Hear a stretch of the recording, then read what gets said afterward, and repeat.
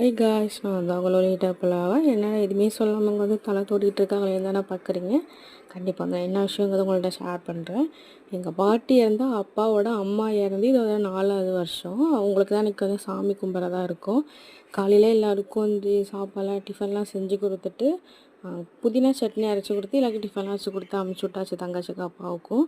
அதுக்கப்புறம் வீட்டில் உள்ள எல்லா வேலையும் பார்த்துட்டு மாப்பெல்லாம் போட்டு க்ளீன் பண்ணிவிட்டு பாத்திரம்லாம் விலைக்கு முடிச்சுட்டு சாமிக்கெலாம் பூவெலாம் வச்சுட்டு தாத்தா பாட்டிக்குமே பூவெல்லாம் வச்சாச்சு. அவங்களுக்கும் மாலை வாங்கி போட்டாச்சு.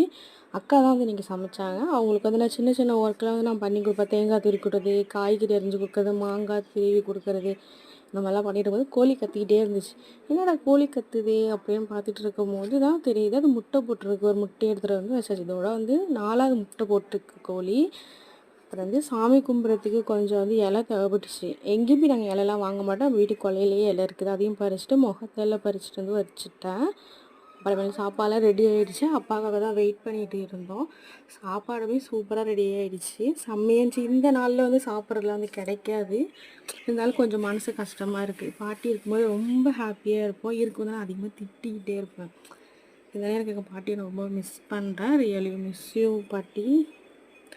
பாட்டின்னு சொல்ல மாட்டோம், நாங்கள் ஆத்தான்னு தான் சொல்லுவோம். ரியலி மிஸ் யூ உன்னை இப்போ நேரில் பார்க்கணும் ஒரு ஆசையாக இருக்கேன்னு முடியல. Really miss you. சாமியெல்லாம் கும்பிட்டுட்டு நாங்களும் துணுறுலாம் பூசி முடிச்சாச்சு. அப்புறம் வந்து மாங்காய், முருங்கைக்காய், சுண்டைக்காய், கத்திரிக்காய்லாம் போட்டு சாம்பார், அப்புறம் புடலங்காய் பொரியல், மாங்காய் பச்சடி வந்து ஸ்வீட் போட்டு செஞ்சோம். அப்புறம் கொஞ்சமாக உப்பு ஊறுகாய் வச்சுக்கிட்டு வச்சு